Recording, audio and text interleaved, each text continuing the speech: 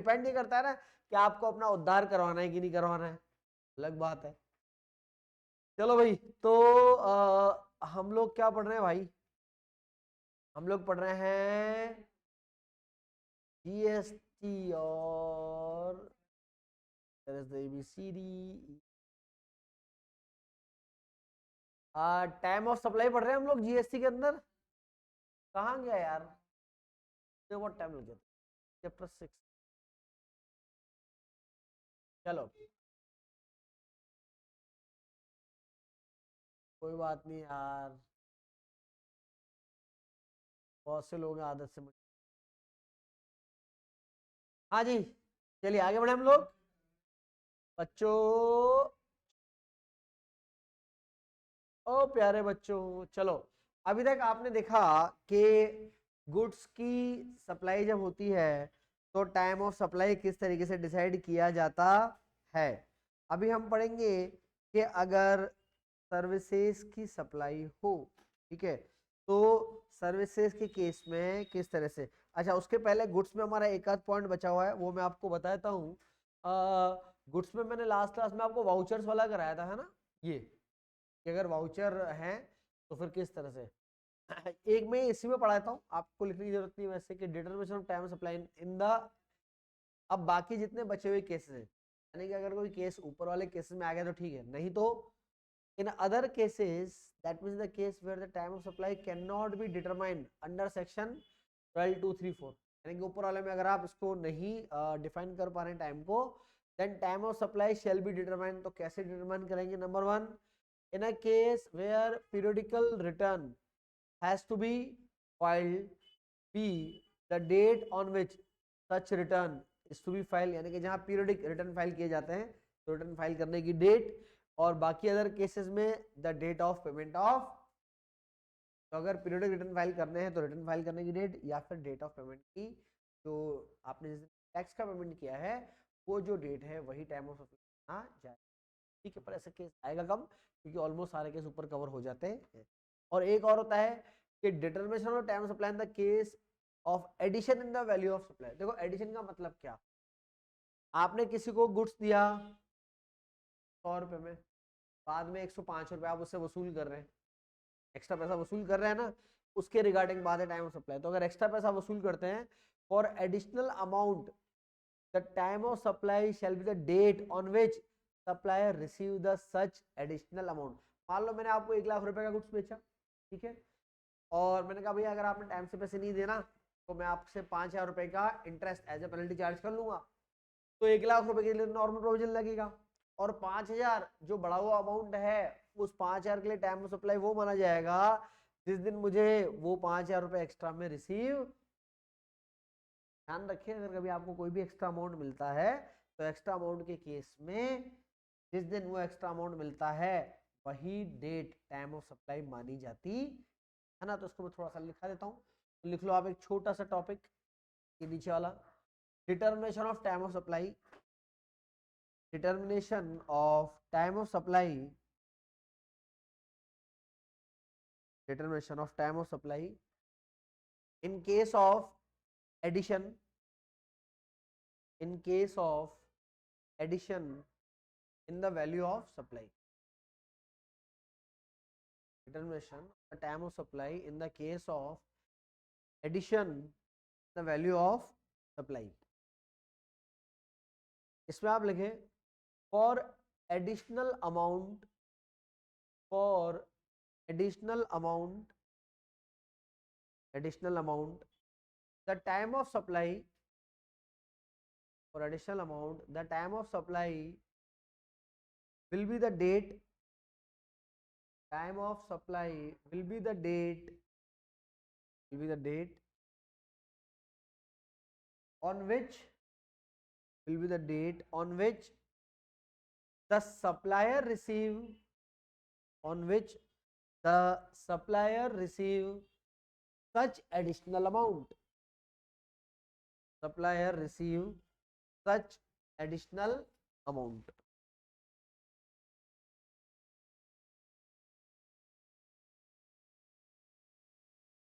ठीक है, चलो जी, तो अगर आप करके देखना चाहे तो इसका एक इलस्ट्रेशन है, अनसोल्ड में तो नहीं है इसका क्वेश्चन, मैं आपको एक छोटा सा इलस्ट्रेशन दे रहा हूँ, वो आप चाहो तो घर पे करके देख लेना, सिंपल सा है वो, इंटरेस्ट की पेनल्टी लेता है उसके अंदर। I am talking about illustration number 14, number 14 की बात मैं कर रहा हूँ। ऐसे मैंने इम्पोर्टेंट नहीं लगवाया है ना, पर 14 में इस तरह का प्रोविजन आपका है, ठीक है।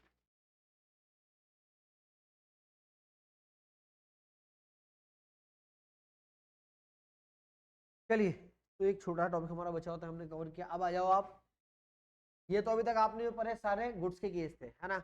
अब अगला एक बड़ा टॉपिक बना के आप लिखो लिखो, determination of the time of supply of services, determination of time of supply of services.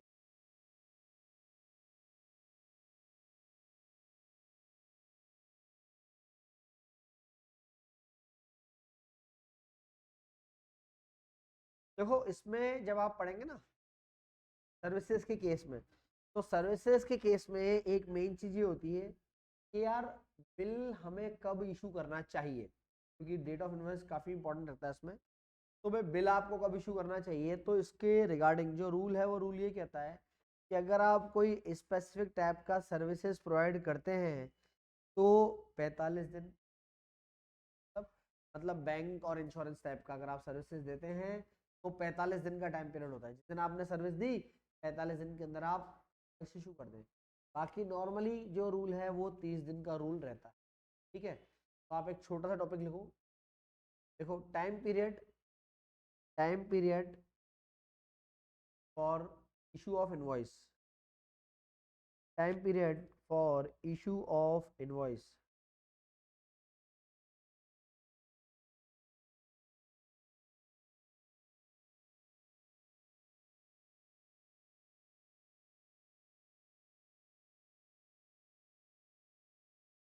आप लिखें, इन the case of in the case of normal service provider, the case of normal service provider, the invoice must be issued, the invoice must be issued, invoice must be issued within the invoice must be issued within the 30 days, within the 30 days, 30 days from the date of 30 days from the date of from the date of supply of services, date of supply of services, कि जब आपने services दी तो उसके 30 दिन के अंदर, ठीक है। और फिर चाहो तो इसी में पैराग्राफ चेंज कर लो, इसको आपने पॉइंट नंबर 1 लिखा था क्या, वैसे सब लिखा था क्या, पॉइंट 1 लिखा था, फिर पॉइंट 2 लिखे आप, लिखो लिखो भाई लिखो, service provider of special category, service provider of special category, special for example, for example forest company, insurance company, company, insurance company and other financial institution, other financial institution, other financial institution including NBFC, including NB, इसमें आप लिखें invoice must be issue, invoice must be issue, must be issue within the time period of 45 days, within the time period of 45 days from the date of supply of services, from the date of supply of this, ठीक है। चलो अब है ना, देखो ये normal services के लिए लिख लिया। आपको ये ध्यान रखिएगा कि जब भी आप ये सर्विस का क्वेश्चन करें तो पहले तो देखना कि आपने जो इनवॉइस इशू करा है वो with in the time period किया है कि नहीं करा है, बस पहले तो ये चेक करो। क्योंकि अगर आपने बिल टाइम से इशू कर दिया है तो रूल अलग है, अगर आपने बिल टाइम से इशू नहीं किया है, टाइम में इशू करना चाहिए बिल, क्या चाहूँगा आप स्पेशल कैटेगरी वालों के लिए 45 देखेंगे, नॉर्मल वालों के लिए। तो आपको तो ये चेक करना है कि सही टाइम पीरियड जो है या जो नॉर्मल टाइम पीरियड है उसमें बिल इशू किया गया है या इशू नहीं किया गया है। अगर सही समय के अंदर अंदर बिल इशू किया गया है तो कहानी अलग चलेगी, और अगर सही समय में बिल इशू नहीं किया गया है तो कहानी चलेगी। पहले मैं समझाता हूँ, फिर लिखाऊंगा, फिर क्वेश्चन कराऊंगा। देखो पहले अपन यहाँ से पढ़ते क्या लिखा हुआ है। में लिखा हुआ है if the invoice has been issue with in the period prescribe under section 31, यानी कि अगर आपको जो टाइम दिया गया हो 30 दिन और 45 दिन, अगर आपने टाइम से बिल इशू कर दिया तो क्या देखते हैं हम, तो हम देखते हैं in such situation the time of supply shall be the earlier, कि जो डेट पहले आएगी कौन सी, या तो date of issue of invoice, जिस दिन आपने बिल इशू कराया तो वो देखो, या फिर date of receipt of payment by the supplier of, जिस दिन सर्विस देने वाले ने पेमेंट रिसीव करा, दोनों में से जो भी तारीख पहले होगी। क्या पढ़ा आपने, आपने ये पढ़ा भाई कि अगर हमने बिल टाइम पीरियड के अंदर अंदर इशू कर दिया है तो बिल की डेट या जिस दिन सर्विस प्रोवाइडर को पैसा मिला, दोनों में से जो भी डेट पहले। अब ये हमारे पहले भी आया था भाई, सर्विस प्रोवाइडर को पैसा मिला किस दिन मानोगे, तो 2 तारीखें, कौन कौन सी। मान लो मैंने कोई सर्विस दी, जिस दिन मैंने सर्विस का पेमेंट अपनी बुक्स में रिकॉर्ड करा, या फिर जिस दिन मेरे बैंक अकाउंट में पैसा की तारीख पहले होगी ना, वो मान ली जाएगी। जैसे मान के चलिए मैं आपको बताऊं, से आपने इनवॉइस इशू करा से 3 मार्च को, ठीक है, ये इनवॉइस की डेट है। Date of receipt of payment by supplier, इसमें क्या लिखा हुआ है, on the date on which the payment is entered the books of account of the supplier, मैंने अपनी बुक्स में पेमेंट को कब रिकॉर्ड करा, या तो वो डेट, और the date on which the payment is credited to his bank account whichever is earlier. मान लो मेरे बैंक अकाउंट में 6 मार्च को अमाउंट क्रेडिट हुआ, मुझे 8 मार्च को पता लगा, तो मैंने अपनी बुक्स में जो रिकॉर्ड करा, बुक्स में रिकॉर्ड करा है 8 मार्च को। अब आप बात समझो, बिल कब बनाया गया 3 मार्च को, मेरे खाते में पैसा कब आया 6 मार्च को, और मैंने अपनी बुक्स में रिकॉर्ड कब कराया 8 मार्च को। तो आप बात समझना, जो पहली स्टेप है उसमें तो एक ही आंसर है मार्च, सेकंड वाली में मेरे को सेलेक्ट करना पड़ेगा भाई, पेमेंट मिला 6 मार्च को है, मैंने रिकॉर्ड 8 मार्च को कराया, दोनों में जल्दी क्या है 6 मार्च है, तो मैं कंपेयर करूंगा किसका 6 मार्च, और स्टेप नंबर 2 का आंसर क्या आएगा इसमें 6 मार्च आएगा। अब 6 मार्च और 3 मार्च का कंपेयर करो, दोनों में से क्या जल्दी आ रहा है 3 मार्च जल्दी आ रहा है, तो यानी कि हमारा जो डेट ऑफ सप्लाई, जो टाइम ऑफ सप्लाई माना जाएगा वो कितना माना जाएगा 3। ध्यान आ रहा है, ऐसा पॉइंट पहले ही पढ़ा है आपने एक जगह, याद आ रहा है तो बढ़िया। हाँ 2 के 3 पॉइंट थे उसके अंदर, तो ध्यान रखना। अरे ये हर जगह होता है कि जिसको पेमेंट मिला है ना, उसके लिए आप क्या चेक करना, जिस दिन उसने अपने बुक्स ऑफ अकाउंट में रिकॉर्ड करा या जिस दिन उसके खाते में पैसा जमा हो गया, दोनों में से जो भी तारीख पहले होती है वो डेट ऑफ रिसिप्ट की तारीख मान ली जाती हो सकती है ना। मान लो मैंने 3 तारीख को आपको माल बेचा, है ना, 4 तारीख को आपने फोन करके बोल दिया कि सर हमने ना आपको पेमेंट यहाँ से रवाना कर दिया है ना, आपको मिल जाएगा आज। मैंने कहा ठीक है, तो फॉर एग्जाम्पल आपने मेरे को 5 मार्च को बोला था, मैंने कहा ठीक है भाई रिकॉर्ड कर लो पैसे आने वाले हैं। एक्चुअल में आप उस दिन भूल गए, आपने 2 दिन बाद पैसे जमा कराए, मेरे खाते में एक्चुअल पैसे कब आए 7 मार्च को, लेकिन आपने मेरे को 5 मार्च बोला, मैंने खाते में 5 मार्च रिकॉर्ड कर लिया, खाते में तो रिकॉर्ड हुआ 5, एक्चुअल में आया पेमेंट 7 तारीख को, विच एवर इज अर्लियर 5 मार्च, तो तारीख मान लीजिए। ठीक है, 5 का 3। तो ये तो तब है बेटा अगर आपने टाइम से इशू कर दिया। सरकार बोलती है कि अगर तुमने ऐसा नहीं किया तो फिर तुम बिल की डेट तो भूल जाओ।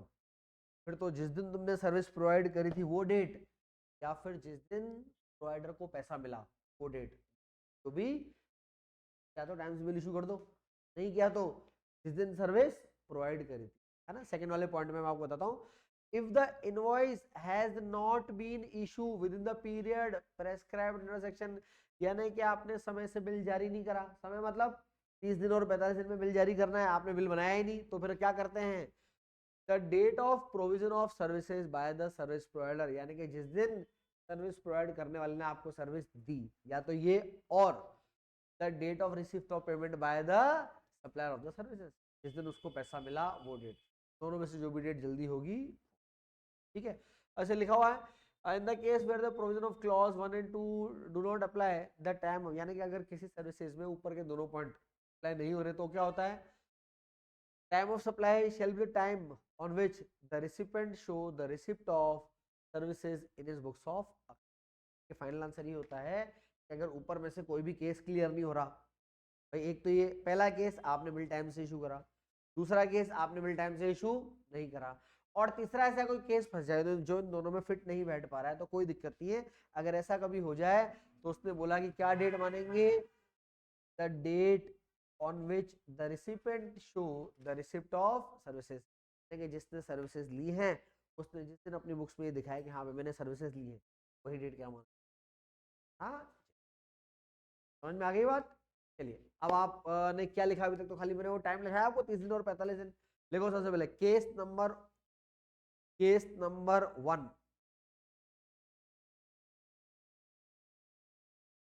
तो इस 1 के फिर बना के बताऊं 2-3 पार्ट। आप केस नंबर 1 लिखो बेटा, लिखो, determination of the time of supply, determination of the time of supply in case of normal supply, in case of normal supply,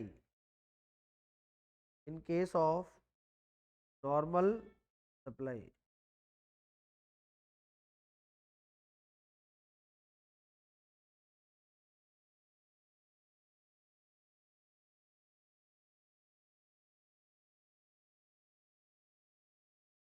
अब इसमें दो केस है ना, इसमें बताओ, इस वाले में लिखो case number A, case number A लिखो, if the bill is issue, if the bill is issue within the prescribed time period, the bill is issue within the prescribed time period,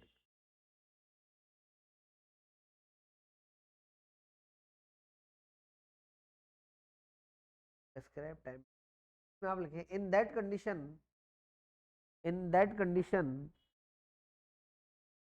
that condition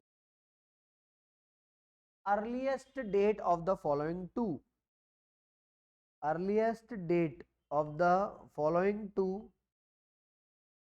earliest date of the following two, यानी कि नीचे की जो दो date अपन लिखाएंगे, earliest of the following two will be consider the time of supply, will be consider the time of supply, time of, इसमें लिखो सबसे पहला number one date of invoice, date of invoice, ठीक है। और नंबर टू, अब number two के अंदर दो हैं, ध्यान रखना, नंबर टू में लिखो date of receipt of payment, date of receipt of payment, date of receipt of payment by the supplier of services, date of receipt of payment by the supplier of services, bracket में लिखना बेटा, इसमें bracket में लिखना date of payment recorded in the books, date of payment,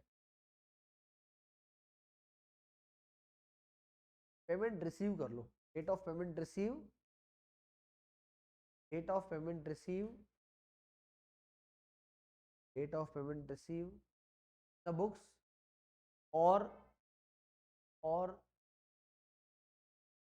amount actually credited by the bank, amount actually credited by the bank, amount actually credited by the bank, whichever is earlier,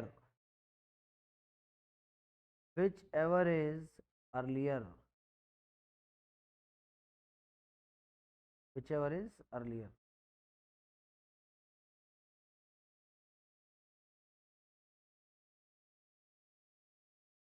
bracket close.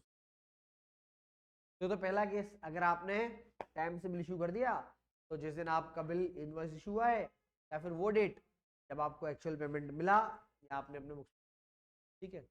और इसी में लिखो फिर अगला, इसी में मतलब ये बी पॉइंट बना के लिखो बेटा, अगर आपने बिल टाइम से इशू नहीं करा है तो बी पॉइंट लिखेंगे,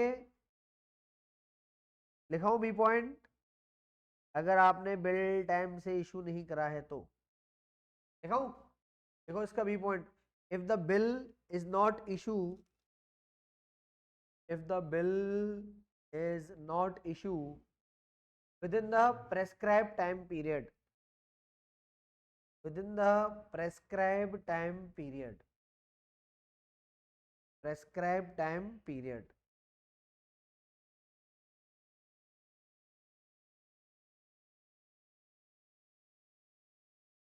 prescribed time period, लिख लिया, the bill has not been issued within the prescribed time, मैं आप लिखूं in that condition, in that condition, that condition earliest of the following two, earliest of the following two, earliest of the following two will be considered, earliest of the following two will be considered the time of supply, will be considered the time of supply.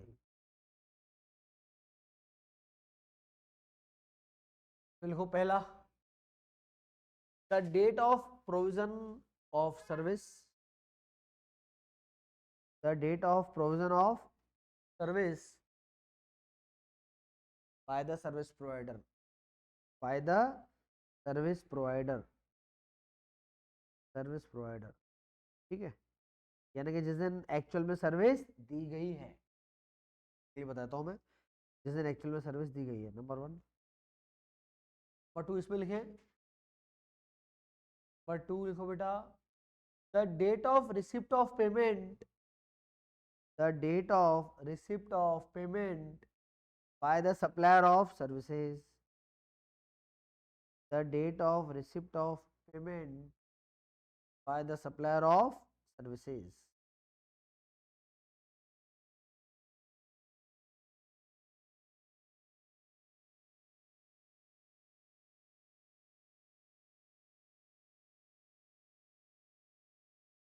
ठीक है। और नीचे एक note लगा के लिख लो, ये वाला जो सी पॉइंट यहाँ पे लिखा हुआ है, नोट लगा के लिख लो आप, भैया मोबाइल मत चलाओ उड़ जाएगा सब कुछ, लो लिखो एक नोट लगा के लिखो, in case where the above, in case where the above provision not apply, above provision is not apply, then above provision is not apply, then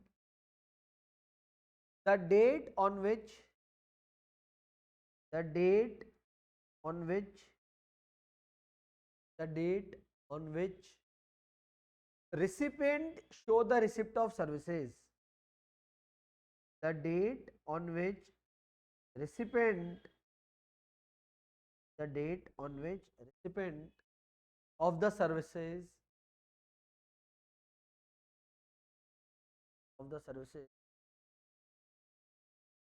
show the services in his books.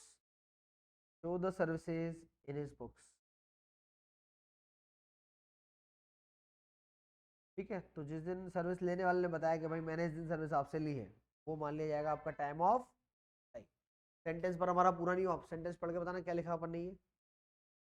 हाँ हाँ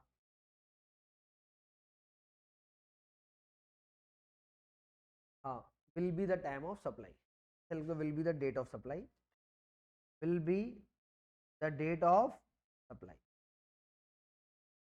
ठीक है,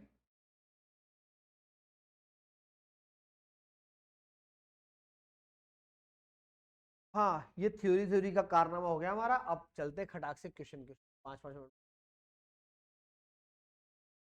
अभी 3 question कर लेंगे, मजाक मजाक में पता ही नहीं पड़ेगा। देखो ये आपका लेसन नंबर 13 में लिखा हुआ है कि भैया श्याम अप्रोच सोहन, श्याम जो है सोहन के पास गया, क्या करने गया, who is a chartered accountant for filing the return of income. ठीक है, सोहन ने क्या कर दिया, फाइल कर दिया इनकम टैक्स रिटर्न। श्याम का आईटीआर अपन 18 जून को फाइल करा था। Determine the time of supply as per the provision of CGST act 2017 in the following different situation. देखो 3 केस है, मैंने आपसे कहा था सबसे पहले अभी चेक करो कि बिल टाइम से इशू किया गया है क्या नहीं किया गया है। अब आप इसमें एक चीज समझना, इसमें मजे की चीज है।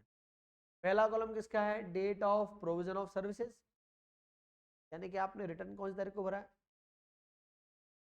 12/6/24 को भरा। ठीक है, date of issue of invoice, bill कब इशू कराया आपने, 4 अगस्त 2004 को इशू कराया, 24 को इशू। अब इन्होंने खुद ही दे दी, क्या दे दिया भाई, इन्होंने बोला कि जो last date for issue of the tax invoice, जैसे हमारा जो रूल है वो तो 30 दिन और 45 दिन का है ही सही, इन्होंने आपका काम आसान कर दिया, खुद ही बोल दिया कि बिल इशू करने की आखिरी तारीख क्या थी, 17/7। अब आप बात समझो, बिल इशू करने की आखिरी तारीख थी 17/7, आपने इशू करा कब है, 4 अगस्त को। पहला सवाल, क्या बिल टाइम पे इशू किया गया है क्या, ठीक है पहले केस में। अच्छा दूसरे में चेक कर लो, हम लोग को सिर्फ ये 2 कॉलम चेक करना है, दूसरे में चेक कर लो आपने बिल कब, इनवॉइस कब इशू करा है, 15/6 को इशू करा ना, जबकि इनके हिसाब से इशू करना कब चाहिए था आपका, देखो आपने 15/6 को इशू करा है, इशू होना कब चाहिए, लास्ट डेट क्या थी, 17/7 थी, 17/7 के पहले पहले इशू कर देना था। क्या आपने बिल टाइम से इशू करा है, बिल्कुल करा है, क्योंकि अपने को 17 जुलाई तक करना था ना बेटा, हमने 17 जुलाई की जगह 15/6 को ही कर दिया, यानी कि आपने बिल टाइम से इशू कर दिया। जबकि ऊपर वाले में था कि 17 जुलाई को इशू करना था, आपने 4 अगस्त को इशू करा। तो पहला केस टाइम पे इशू नहीं करा, दूसरा केस टाइम पे इशू करा है, तीसरा केस भैया 1 जुलाई को बिल इशू करा, कब तक कर देना चाहिए था, 17/7 तक, क्या टाइम से इशू कर दिया, कर दिया, द आंसर इज यस, बिल्कुल कर दिया। तो पहले तो आप समझो 3 केस है, पहला केस टाइम से इशू नहीं करा, जबकि सेकंड और थर्ड केस क्या है, टाइम से इशू करा है। भाड़ में गया तेरा पेमेंट, पेमेंट बोला क्या मैंने तेरे को, जबरदस्ती पेमेंट बोला, मैं इसलिए बोल रहा हूँ मोबाइल में चलाया क्लास में, हम लोगों ने क्या बोला, अच्छे बात, तो मैंने पेमेंट की तो बात ही नहीं करी आपसे, मैंने तो आपको अभी तक ये सिखाया कि आप ये चेक करो कि क्या बिल टाइम से इशू किया कि नहीं किया। गुप्ता जी पैसों के अलावा बहुत सारी चीज होती है दुनिया के अंदर, इधर देखो, तो केस नंबर 1 में बिल टाइम पे इशू नहीं किया है, जबकि सेकंड और थर्ड में टाइम पे इशू किया है। अब आप समझो केस नंबर 1 जो है, जब आपने बिल टाइम पे इशू नहीं किया है, अब आप पढ़ो क्या होता है। जब बिल टाइम पे इशू नहीं होता तो जिस दिन सर्विस दी थी और जिस दिन पेमेंट मिला था, विच एवर इज अर्लियर, क्या बोला मैंने, जिस दिन सर्विस दी थी और जिस दिन पेमेंट मिला, विच एवर इज अर्लियर। अब आप समझो, स्क्रीन बड़ा हो गया, छोटा करता हूं मैं, देखो date of provision of service, आपने सर्विस कौन सी तारीख को दी है इसमें, 12/6 को, क्योंकि आपने बिल टाइम से इशू नहीं करा, इसलिए मैं इस डेट को कंसीडर करूंगा, अभी भी काम करिए। अब डेट ऑफ पेमेंट अपन क्या मानते हैं, इसको समझो, date on which the payment is entered in the books of account, आपने अपनी बुक्स में पेमेंट कौन सी तारीख को बताया है ना, जबकि date on which the payment is actually credited, आपके बैंक अकाउंट में पेमेंट किस दिन आया है, इन दोनों में से कौन सी तारीख सेलेक्ट करते हैं अपन, बताओ, जिस दिन आपने रिकॉर्ड करा अपने बुक्स में पेमेंट और जिस दिन एक्चुअल बैंक में आया, विच एवर इज अर्लियर, तो विच एवर इज अर्लियर 29/7 और 31/7, विच एवर इज अर्लियर 29। अब मुझे दो कैलकुलेशन दोबारा सुनो ढंग से। बिल टाइम पे इशू नहीं किया, नहीं किया, क्या करते हैं, डेट ऑफ सर्विस, क्या है डेट ऑफ सर्विस 12/6 और डेट ऑफ पेमेंट, इन दोनों में से कौन सा माना जाएगा 29, तो जल्दी होगा, आंसर निकालो।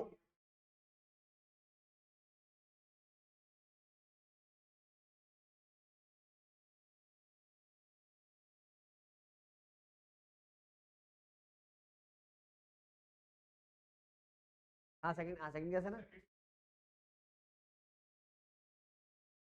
तो भी राजकुमार पेमेंट तो भी माना जाता है, इन दोनों में लिखा नहीं लिखा हो पेमेंट तो भी माना जाएगा जिस दिन पेमेंट मिला अपने को, विच एवर इज अर्लियर ही आएगा उसमें भी।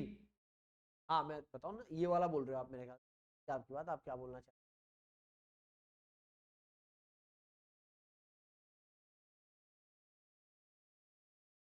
आप ये वाला बोलना चाह रहे हो कि जब बिल टाइम पे इशू नहीं किया तो डेट ऑफ सर्विस और date of receipt of payment by the supplier, तो डेट ऑफ रिसिप्ट क्या मानी जाती है, वो अर्लियर ही मानी जाती है, या तो अपनी बुक्स में रिकॉर्ड कर लिया आपने या बैंक में आ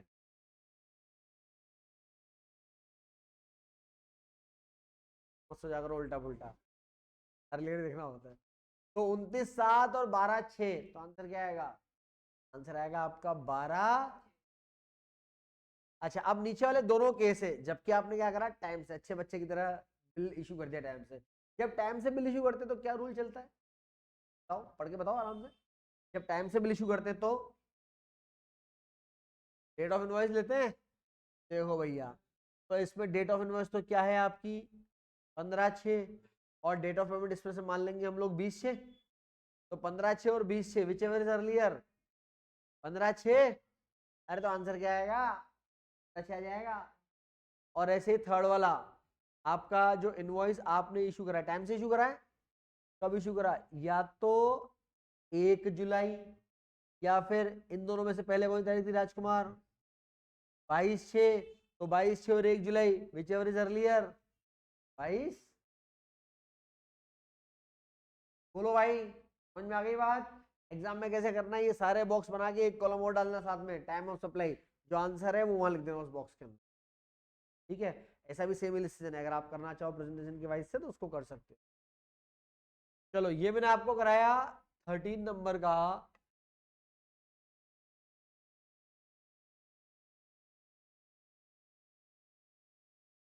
13 के बाद आप पहले 15 करेंगे फिर 14 भी करेंगे, 14 भी अच्छा क्वेश्चन है वैसे, या चलो पहले 14 ही कराया था। 14 में क्या है देखो, from the following information determine the time of supply in each case in accordance with the provision of GST 2017। देखो इधर आराम समझना है इसको, या देखो आपका date of completion of services, service कब कंप्लीट करी है आपने 20 मार्च को, और date of issue of invoice, भैया बिल कब इशू करा आपने 22/4 को, और एक कॉलम किसका दिया हुआ है इसने, डेट ऑफ। अब आप मेरी बात समझिए, क्या था पिछले क्वेश्चन में तो उसने आपको तारीख बताई कौन सी तारीख तक बिल इशू हो जाना चाहिए, पता है तो हमने हमारा 30 दिन 40 दिन लिया ही नहीं, लेकिन यहाँ नहीं बताई, चेक करना पड़ेगा पहले तो कि क्या केस किसी फाइनेंशियल कंपनी का तो नहीं है, बैंकिंग कंपनी का तो 45 दिन लूंगा, from the following information determine, नहीं है, नॉर्मल केस है। तो बताओ नॉर्मल केस में बिल कितने दिन में इशू हो जाना चाहिए 30 दिन में, भैया 20 मार्च को, हाँ यहाँ से अगर आप 30 दिन जोड़ोगे ना भाई, तो आपका बिल इशू होना चाहिए था 19 अप्रैल 2024 को, 31 का, ये मार्च 31 का होता है, तो आप 30 दिन काउंट करोगे ना, 19 अप्रैल तक बिल इशू हो जाना चाहिए था। क्या आपने बिल 19 अप्रैल को इशू कराया क्या, देखो आपने बिल कब इशू करा है 22/4 को इशू, बिल टाइम पे इशू नहीं हुआ, जब बिल टाइम पे इशू नहीं होता तो क्या करते हैं, बिल टाइम पे इशू नहीं होता तो क्या करते हैं, बिल टाइम पे इशू नहीं होता, सुनो, जिस दिन आपने सर्विस दी, जिस दिन आपने पेमेंट रिसीव करा, विच एवर इज अर्लियर, तो हमने सर्विस कब दी है, डेट ऑफ कंप्लीशन 20 मार्च, और डेट ऑफ रिसिप्ट क्या है आपकी 22, विच एवर इज अर्लियर, तो आंसर आएगा। चलो इसका सॉल्यूशन मैं आपको लिखाता हूँ, है ना, थोड़ा अच्छा क्वेश्चन है, तो क्वेश्चन नंबर 14 के लिए पॉइंट नंबर 3 पॉइंट में लिखाऊंगा, पहले लिखो पॉइंट नंबर 1 लिखो, देखो बेटा, पॉइंट नंबर 1, क्वेश्चन नंबर 14 हम पहले वाले पॉइंट के लिए लिख रहे हैं बेटा, पहले वाले पॉइंट के लिए लिखिए आप, लिखो पॉइंट नंबर 1। देखो भैया, it is the case of normal services, it is the case of normal services,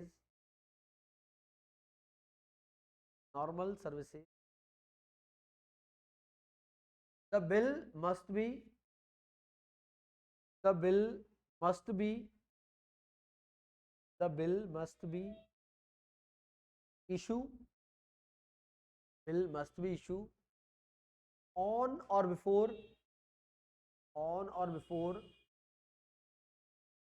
19th April 19th April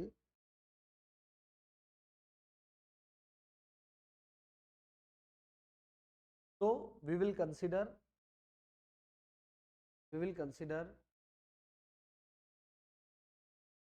date of completion, will consider date of completion of services, date of completion of services or date of receipt or date of receipt of payment, date of receipt of payment, whichever is earlier, whichever is earlier,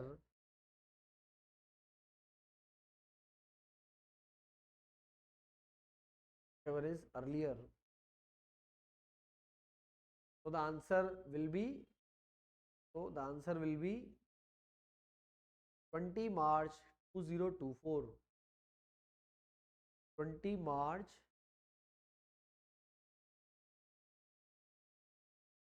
2024.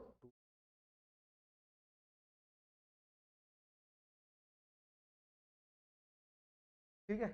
अब अगला वाला मजेदार है, आपको बताता हूँ मैं, कोई भी खाना पड़ेगा अगले वाले का। देखो अगले वाले में क्या है, अच्छे देखना भाई, सर्विस का कंप्लीशन, सर्विस कब कंप्लीट हुई, मार्च। बिल कब बनाया आपने, 22 अप्रैल। तो आपकी सर्विस 20 मार्च को हो गई, 30 दिन में बनाना था, 30 दिन मतलब 19 अप्रैल तक आपको बिल बनाना चाहिए था। आपने 20 मार्च को सर्विस दी है, आपका बिल 19 अप्रैल तक जाना चाहिए। क्या आपका बिल 19 अप्रैल को बनाया क्या, नहीं बना। तो अब रूल क्या बोलता है हमारे को, नहीं बनाए तो रूल क्या बोलता है कि जिस दिन सर्विस दी गई थी या जिस दिन पेमेंट मिला था, विच एवर इज, समझ में आ रही है बात। अब आप बात समझ लो, आपको 15 मार्च को भी पेमेंट मिला है, पार्ट पेमेंट, और आपको 5 मई को भी मिला है पार्ट पेमेंट। तो ये जो पॉइंट नंबर 2 है ना, इसके 2 बार आंसर निकले। कैसे, बात समझ। मैं पहले वाले पार्ट की बात कर रहा हूँ, पेमेंट, पार्ट पेमेंट कब मिला आपको,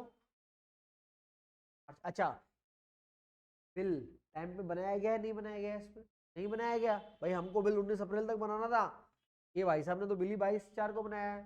तो चुनो, किसको चुनो, date of completion of services क्या है, 20 मार्च की। Date of receipt of payment कितनी है यहाँ पे, 15 मार्च। 20 मार्च और 15 मार्च, विच एवर इज अर्लियर, 15 मार्च। तो देखो इसका एक आंसर तो क्या लिखा हुआ है, 15 मार्च। अब दूसरे वाले पार्ट के लिए आ जाओ, दूसरे वाले पार्ट के लिए आओगे तो date of completion of services कितनी है, 20 मार्च, जबकि date of receipt of payment कितनी है, 5 मई। तो 5 मई और 20 March, whichever is earlier. तो जो एडवांस पैसा मिला उसका 15 मार्च, जो पैसा बाद में मिला उसके लिए 20। ठीक है। देखो पॉइंट नंबर 2 के लिए पॉइंट नंबर 2 में बेटा लिखें आप, in this case, in this case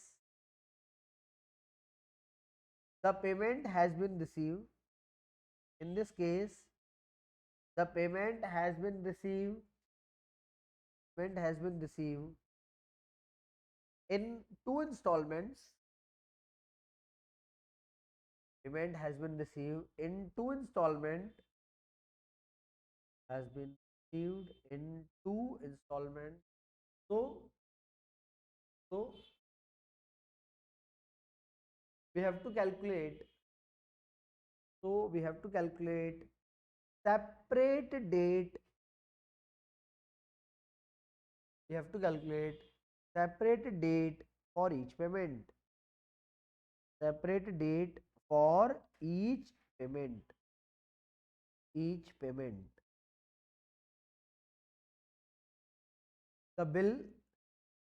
the bill has not been issued, bill has not been issued, bill has not been issued within the time period, within the time period, within the time period. So we will take, so we will take, will take date of completion, date of completion or date of receipt,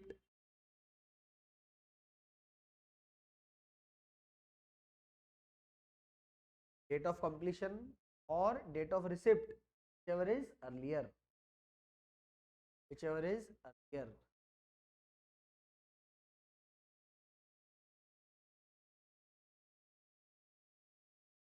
whichever is earlier. इसके दो answer लिखो। पहला answer लिखो 15 मार्च, पहला answer लिखो, answer 1 इसका 15 मार्च, bracket में लिखना। ये 15 मार्च आपने कैसे निकाला, ब्रैकेट में लिखो 15 मार्च और 20 मार्च दोनों कंपेयर किया है आपने। और मतलब वो हिंदी वाला था तो आपको एंड लिखना है, 15 मार्च एंड 20 मार्च दोनों में कंपेयर किया तो 15 मार्च आंसर। और दूसरा आंसर लिखो इसका, दूसरा आंसर लिखो बेटा 20 मार्च, दूसरा आंसर लिखेंगे 20 मार्च, ब्रैकेट में लिखना कंपेयर किसको किया आपने पता है, 20 मार्च और 5 मई को, 20 मार्च और 5 मई। ठीक है, चलो अब आप मेरे को फटाफट से तीसरे का आंसर देख के बताएंगे। चलो तीसरा मैं चेक करता हूँ। देखो मैं बार बार यही बोल रहा हूँ, सबसे पहले चेक करो क्या बिल टाइम से बना कि नहीं बना। तो मेरे को फटाफट चेक करके बताओ केस नंबर 3 में बेटा कि बिल टाइम से बना या नहीं बना। बन गया ना, बिल्कुल बन गया। जब बिल टाइम से बनता है तो क्या करते हो आप, date of invoice, date of payment which is earlier. देखो डेट ऑफ इनवॉइस कितनी है यहाँ पे 10 अप्रैल, और इसमें भी दो आंसर निकलेंगे। डेट ऑफ पेमेंट कितनी है पहले वाले में 25 मार्च, तो 25 मार्च और 10 अप्रैल विच एवर इज अर्लियर, तो पहला आंसर तो क्या आ जाएगा, दूसरे वाले कंपेयर करेंगे बेटा 10 अप्रैल और 20 अप्रैल विच एवर इज अर्लियर, दूसरा answer.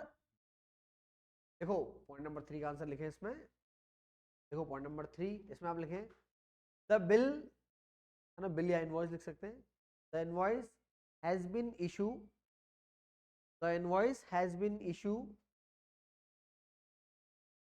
within the 30 days, within the 30 days, so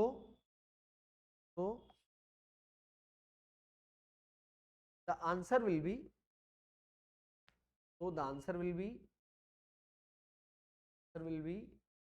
date of issue of invoice, the date of issue of invoice, date of issue of invoice or date of receipt of payment, date of receipt of payment whichever is earlier, date of receipt of payment whichever is here। तो भी दो answer है, ठीक है, whichever is earlier। पहला answer लिखाऊं, पहला answer लिखो 25 मार्च 2024, पहला आंसर 25 मार्च 2024, ब्रैकेट में लिखना 10 अप्रैल एंड 25 मार्च को कंपेयर किया हमने, 10 अप्रैल एंड 25 मार्च दोनों कंपेयर किया तो आंसर आया 25 मार्च, ठीक है। और दूसरा आंसर लिखो 10 अप्रैल 2024, 10 अप्रैल 2024, ठीक है। ब्रैकेट में क्या लिखोगे इसमें, देखो 10 अप्रैल और 20 अप्रैल, 10 अप्रैल 24 और 20 अप्रैल, ठीक है। चलो तो आज के लिए मेरे ख्याल से बहुत है इतना, है ना। तो बढ़िया, ये एक्चुअल में समझ लायक क्वेश्चन थे दोनों सर्विसेज में, पर नेट वही है कि आपको यही चेक करना है कि क्या बिल टाइम से इशू किया या, ठीक है। चलिए बाकी देखेंगे। 45 मिनट, इतनी तो एक भी क्लास नहीं है हमारी आज तक की।